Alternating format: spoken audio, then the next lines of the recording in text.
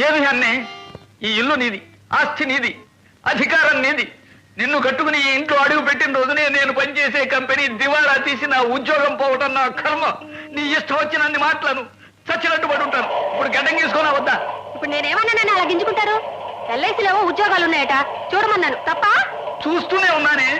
Government ఉద్యోగానికి పనికిరాను, వయస్సు దాటిపోయింది. నా మొహం చూస్తే నమ్మకస్తులాగా కనిపించాయేమో. ప్రైవేట్ కంపెనీలో నాకెవడు ఉద్యోగం ఇవ్వడు. ఏం చేయను? సావనా? అప్పటికీ పత్రికలో కనిపించిన ప్రతి ఉద్యోగానికి అప్లై చేస్తూనే ఉన్నాను. బాబు గారు ఇటు.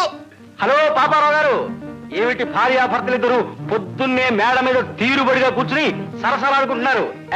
ఏమిటి విశేషం? సరసం అదొక్కడే తక్కువైంది నా బతుక్కి. అరే, పేపర్ వచ్చినట్టుందే. Very good. ఆ చొక్కా ఏమిటండి అలా ఉంది? ఏమోనండి, ఇది ఏమన్నా ఫ్యాషన్ అనుకుంటాను.